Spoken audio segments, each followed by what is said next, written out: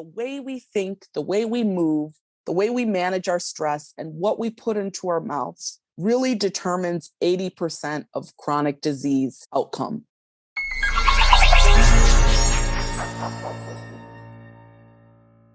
Hello, my name is Gabriella Dennery MD, life coach at Docworking, and welcome to this episode of the Docworking podcast. And I am joined here today with my fabulous guest, Dr. Andrée LeRoy.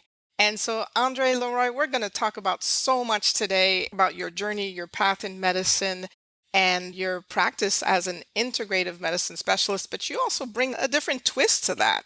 And so I'm looking forward to this conversation. Let's start with your origin story. What made you decide to become a doctor? And you chose a really unusual specialty. Yes. Oh, thank you so much for having me. I really appreciate being on here. Just really excited, and it's my intention to just share openly.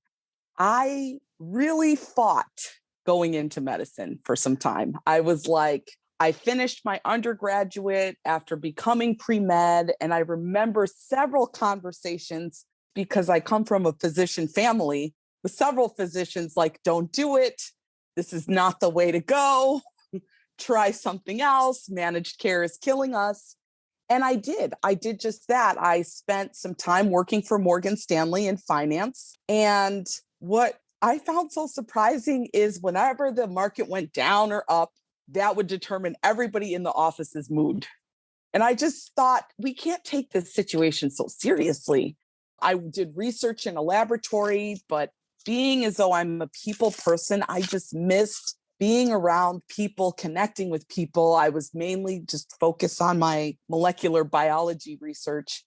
And then so I decided to try massage therapy, which allowed me the person-to-person interaction. But then people would ask me about things that were wrong with them. And I would just say, well, go see your doctor.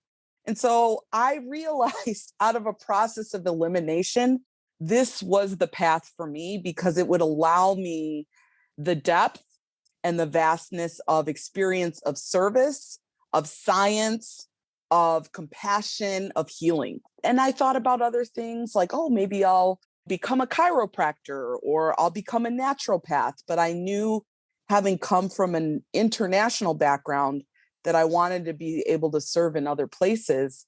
And so I thought that the MD was the way to go.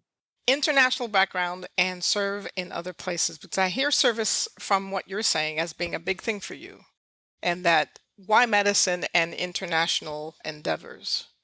Yeah, so I just remember stories. My father is from Haiti. My mother is from Jamaica. My father had tuberculosis at a time when there wasn't really much treatment for tuberculosis.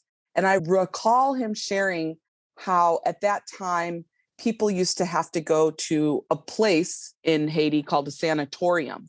So they would just basically isolate them so that they would reduce spread and then offer them nutrition. It was run by nuns. And then there were these physicians who would come in from all parts of the world and help people. So that had a lot of meaning for him in his life and really impacted him in a very meaningful way. I also had an aunt who started a pretty large non-governmental organization in Haiti. And so I always knew that I wanted to give back in some way. I realized I wanted to do it a little differently than just mission work, in that sometimes mission work can really disrupt the infrastructure of a country that's there. And I wanted to do what I could to not just support the people, the patients, but also support the system so that when I left, it's not like the whole thing would be destabilized starting all over again. So it was something that was really important to me. Also seeing how things are done in other ways in the world and really reaffirming that service mentality is what really got me into doing international work. So I'm going to fast forward a little bit because you've been back and forth to Haiti multiple times as a physician. And we didn't get to your choice of specialty. I'm just going to say it, physiatry. Yes. And you were in Haiti in the aftermath of the earthquake. And so tell us a little more about that, about your work there. Yeah, so at the time I was working at Harvard Medical School, which has a huge connection to Haiti through Paul Farmer's organization, Partners in Health. And there was this earthquake, and I thought, oh my gosh, there has to be something I can do to serve.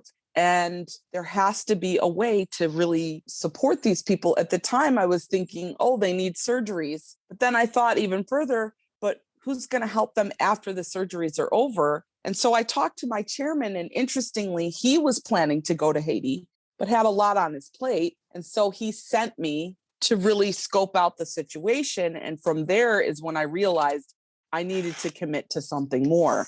There's very little infrastructure for people with disabilities. Again, my father had a disability of anoxic brain injury after having a congestive heart failure exacerbation, prolonged course in the ICU, and he didn't get enough oxygen to the brain. So from there, I just knew, wow, there's something more to this. There's something more to looking at things more holistically. And given all on one day, hundreds of thousands of people not only died, hundreds and thousands of people acquired disabilities all on one day, and there was no infrastructure. And here I am, a Haitian American who has some connection to the culture, has the ability to serve in this capacity. So it just felt like I was called to go there and serve in that way.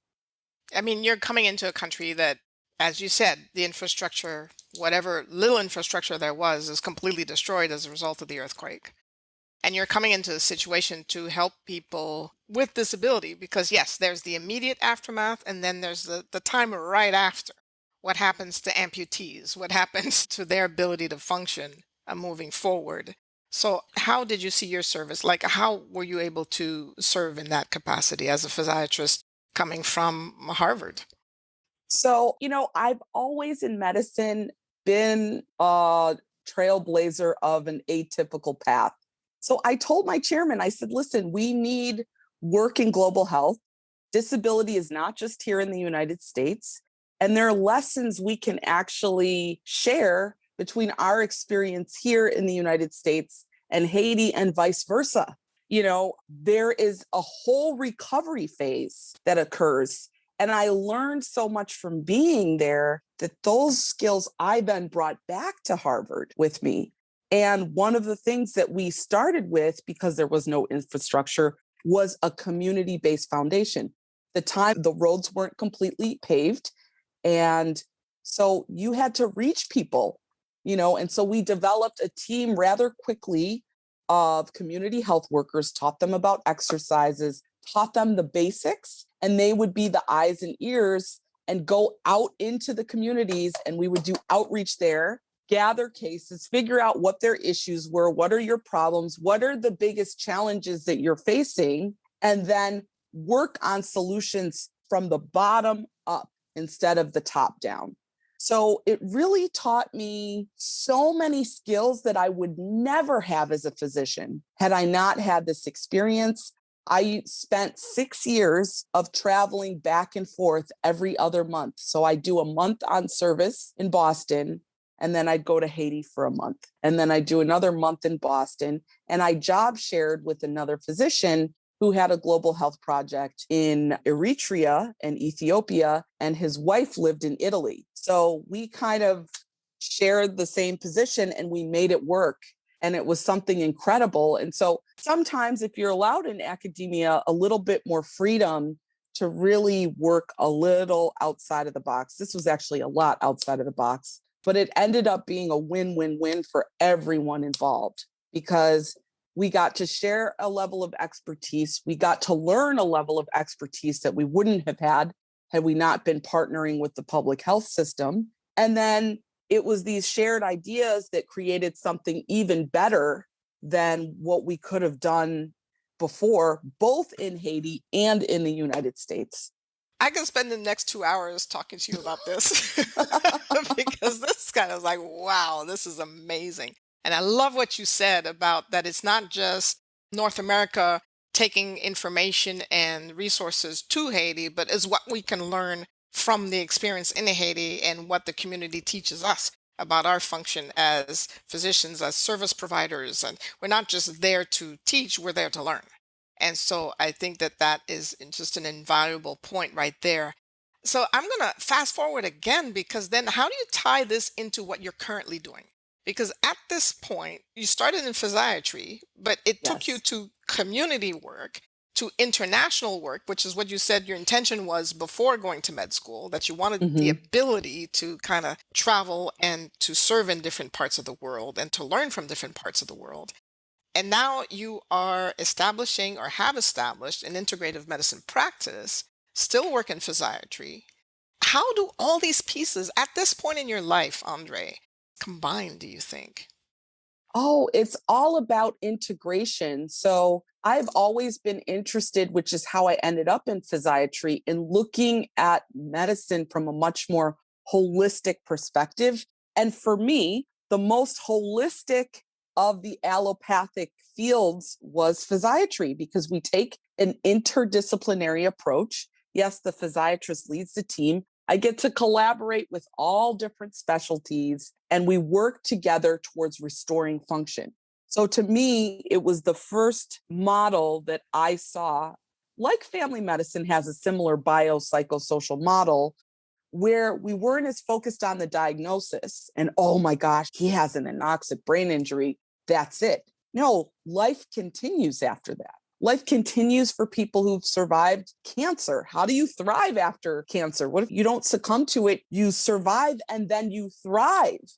And so, how do we look at this from a much more global perspective, which is how I got involved in looking at how lifestyle, how the way we think, the way we move, the way we manage our stress, and what we put into our mouths really determines 80% of chronic disease outcome.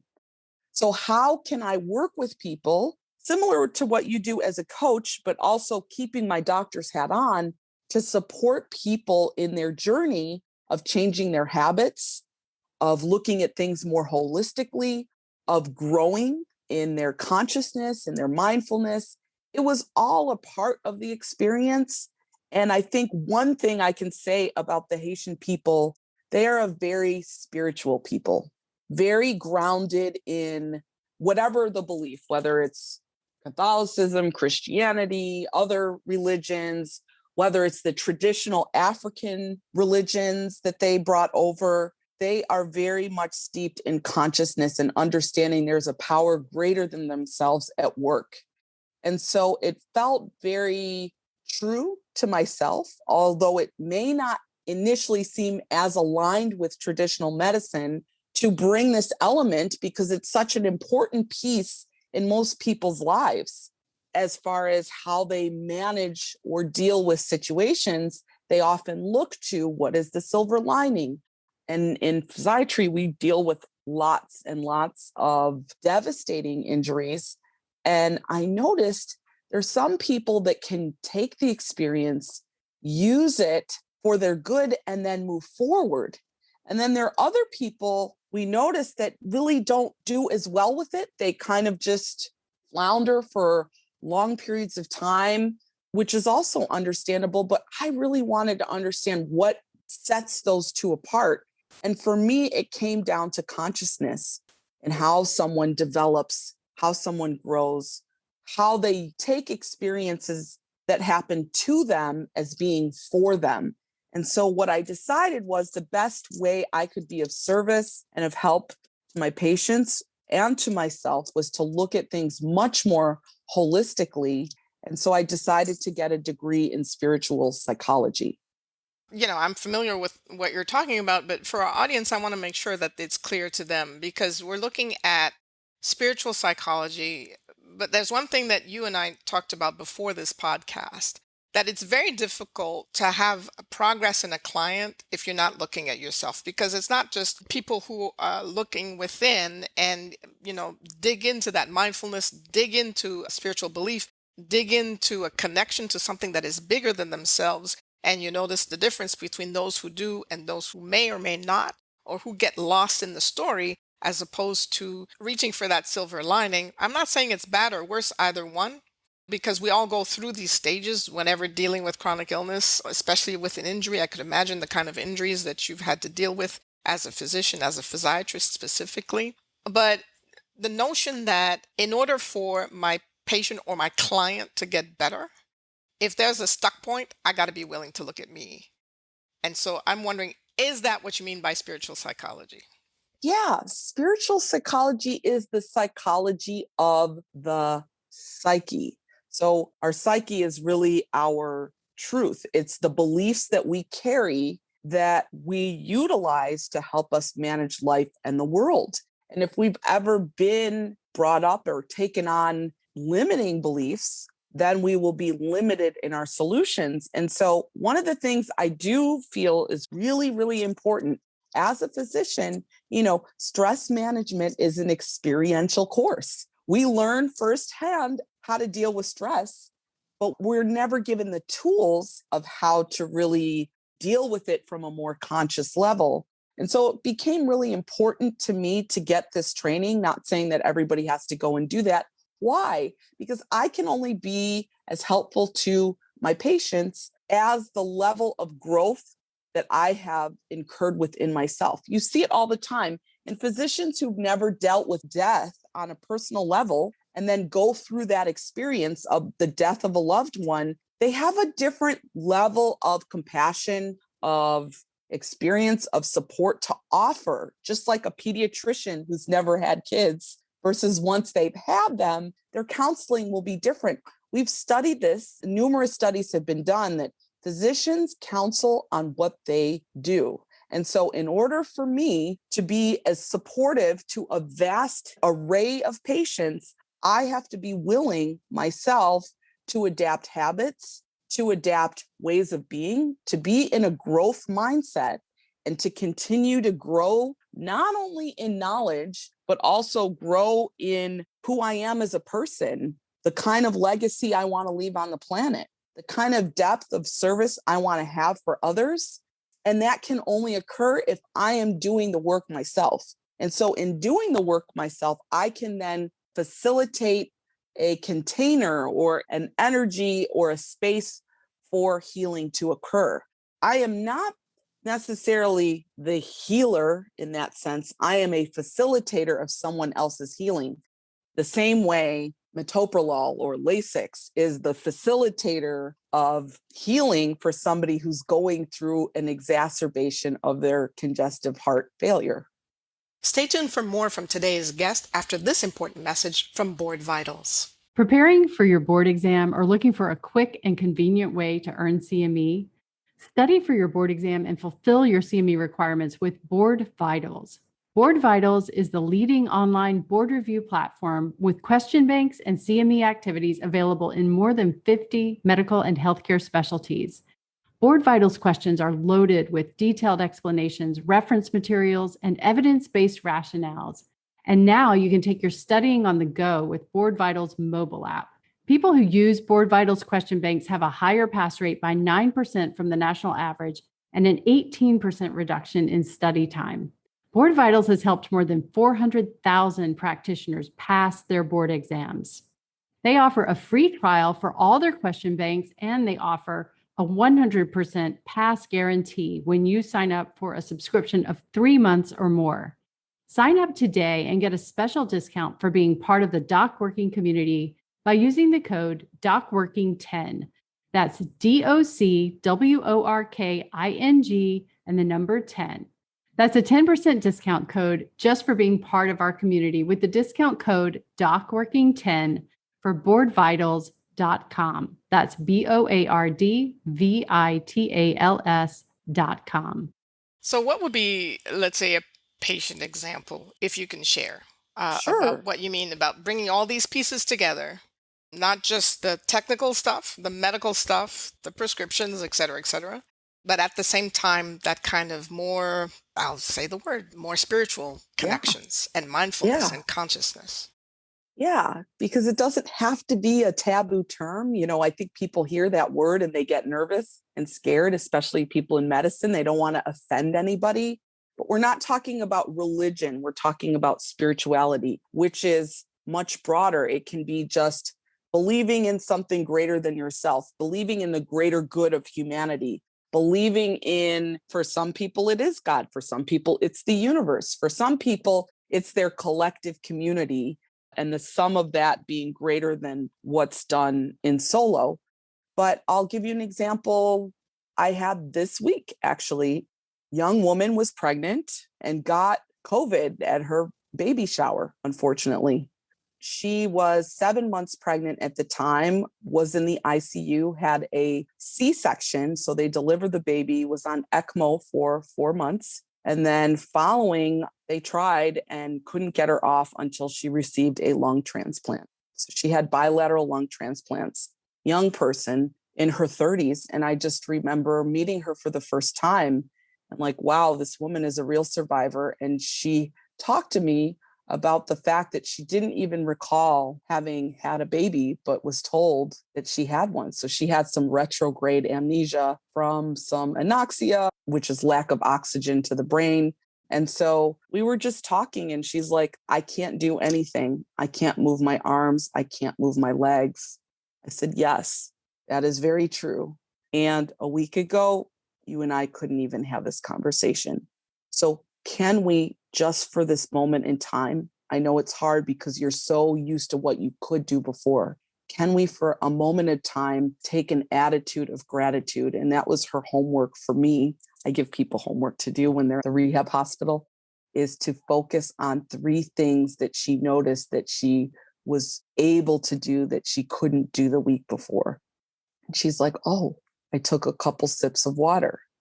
Oh, I sat at the edge of the bed for the first time.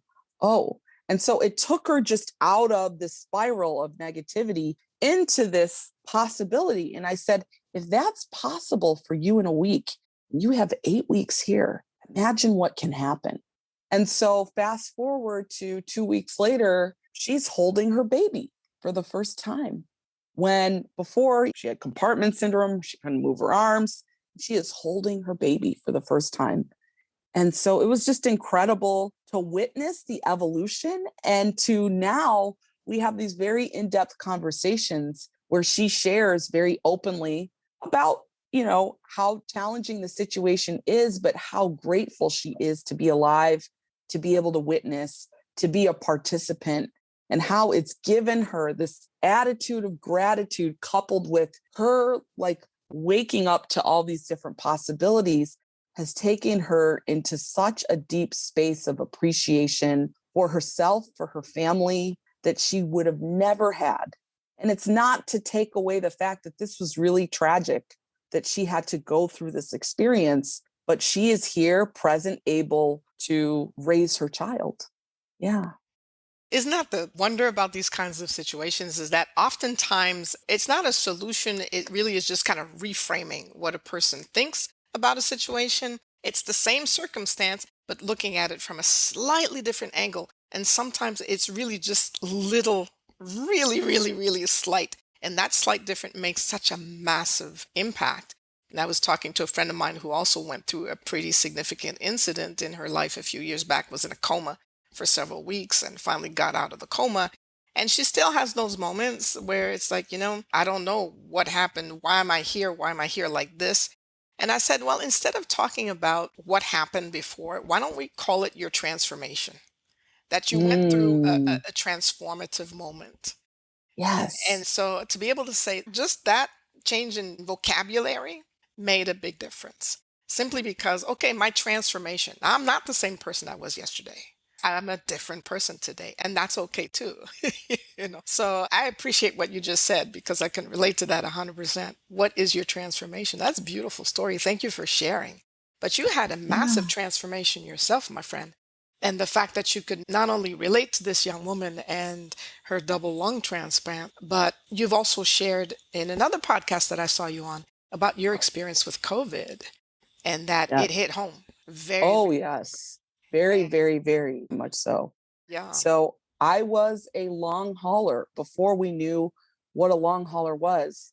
I got COVID in early March of 2020. I do believe I got it during the whole mask shortage frenzy. I was covering for another doc at a local hospital, but who knows? We'll never really know. But yes, I am a solo mom of a beautiful daughter and had not only the experience of trying to nurse myself to health, but dealing with her. Now I think about like grace must have come in. I opted not to go to the hospital, even though my saturations, my oxygen level was at the level where you're supposed to go in, because I had no one or what was I going to do with her? And I actually called and asked, like, well, what do you do with kids? And they said, oh, well, Child Protective Services is not taking people at the moment. So we would admit her to the pediatric floor and she would be there in quarantine herself. And so in hearing that, I just was like, hell or come high water, I have a determination. I asked my community to really hold for me, to pray for me, to send me positive vibes, to send me light. I did everything I could. I chanted, I prayed, I took herbs, I took hydroxychloroquine because that's all we knew about back then and thought it was the greatest thing ever. I took amantadine, which is another med that's known to be antiviral that we use a lot for people with brain injuries. I did everything I possibly could. And I did recover at home, but it took me 5 months before I felt like I was myself again. And still, I don't have 100%. I have some of my smell back. I do tire a lot easier. I do feel stiffer. I'm lucky that the brain fog has lifted, but it was definitely one of these experiences. But what I realized about the experience is that I was not living fully true to myself in true alignment. What do I mean by that? What does she mean by that? Well, here it is. I was working in a situation, so to speak, to pay the bills, but it was not necessarily where I felt called to be. But I didn't have the courage at the time to step out and do something that I've always wanted to do. And so the COVID experience for me, or COVID phenomenon, as some people are now calling it, because it wasn't just tragedy, it was also such a gift that gave me some time and space to really cultivate and grow my micro practice, which I get to do these things. I get to sit knee to knee and coach people and talk about lifestyle changes and talk about integrative ways of doing things, and also bring in that element of consciousness into the conversation. And I've noticed the tremendous impact that it's had on people. So, although it was something that was very difficult, not to mention at the time, I was also trying to care for a child who then went on to have a post COVID complication 3 months later. It was just one of these things where I had to dig deep into my own beliefs, my own strength, my own faith in order to see it through. So, what impact do you think these experiences have? Because the beauty about now is that we get to look at everything since birth, how it combines in ways that perhaps was totally unexpected. And what surprised you about what you know now and how you are now as a physician, as a mom, as a human being, really? I'm not going to compartmentalize anymore. Is there anything that surprises you about any of this? Oh, yeah, absolutely. I had to develop a level of trust. I had to trust the universe. I had to trust myself. I had to trust that everything that was happening to me was also happening for me. And so it really allowed my daughter and I to bond in a way that we would have never been able to. It allowed me to slow down and really look at what is it that I want to intend for myself, as opposed to just living in this automatic mode of going, going, going. It also helped me reflect upon medicine as a whole and looking how we are hungry for a paradigm shift. And I want to be a part of that paradigm shift. We are hungry for deeper levels of care, more interaction, growth on all levels, not just in the financial growth, but also in so many other aspects of our lives. I think the biggest thing that COVID taught us is we are looking for a sense of fulfillment on all levels. And so, my encouragement to other physicians, my encouragement to other people who are listening is to really just get in touch with what helps you and supports you in feeling fulfilled. And sometimes it takes a slowing down and a listening inside to really see that. Like nothing thrills me more than teaching other people about this work or sitting knee to knee and seeing the light bulb go off. It's like that is where my sense of fulfillment lies. And so realizing that, how can I cultivate more of that in my life as opposed to rushing, seeing each person, doing the note, getting it done, submitting to the biller. Da, da, da, da, da. How do I slow down, but also earn a living? So these are the questions that I think are accumulating in the minds of many of us physicians, like the how. And I love what some people are doing with real estate investing. And I love what some people are doing with this whole movement of financial independence for physicians. But I also want us to look within to what brought me here, what called me to this, because it is a lot of work.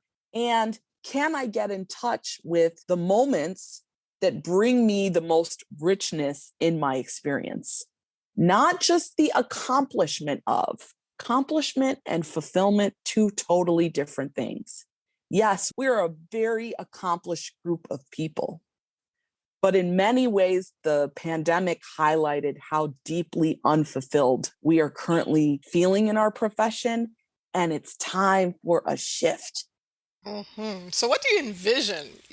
You got my brain cells going, girl.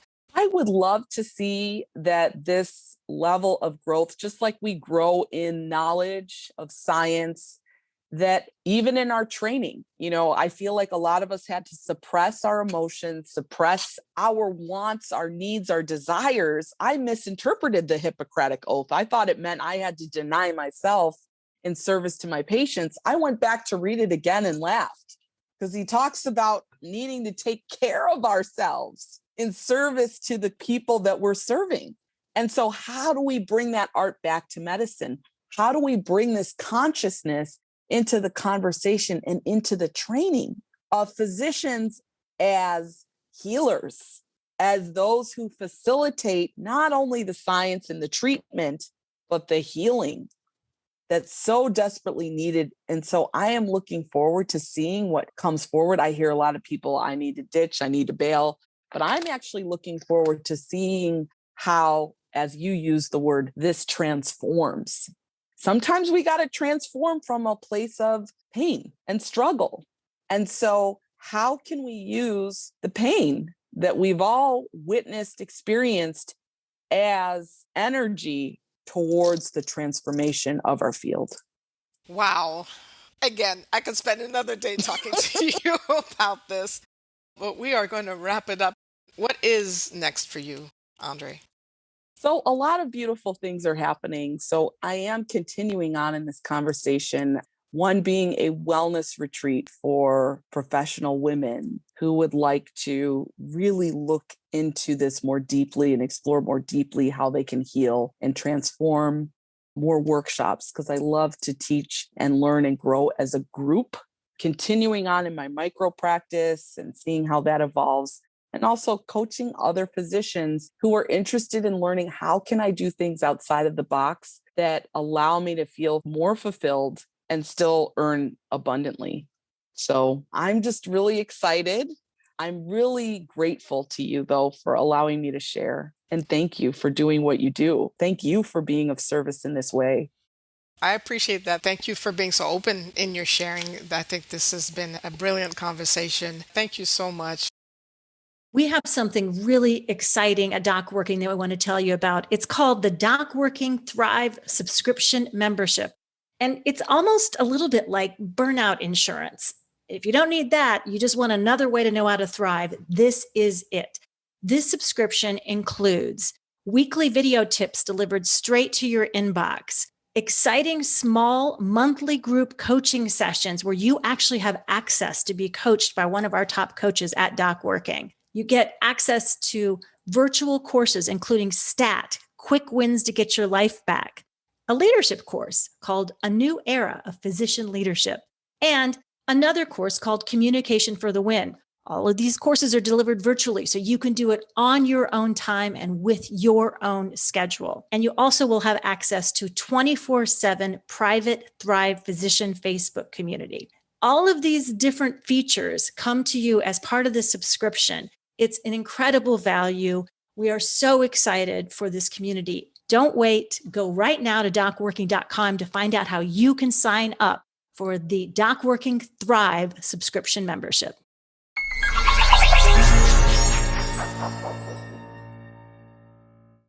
Hello, and thank you for listening. This is Amanda Taryn. I'm the producer of the Docworking podcast. If you enjoyed our podcast, please like and subscribe. We would also love it if you checked out our website, which is docworking.com. And you can also find us on YouTube, Facebook, Twitter, and on Instagram. On Instagram, we are Docworking1, and that is with the number 1. When you check us out on social, please let us know what you would like to hear on the podcast. Your feedback really means a lot to us. And if you're a physician with a story you'd like to tell, please reach out to me at amanda@docworking.com to apply to be on the podcast. Thank you again, and we look forward to talking with you on the next episode of Docworking, the Whole Physician Podcast.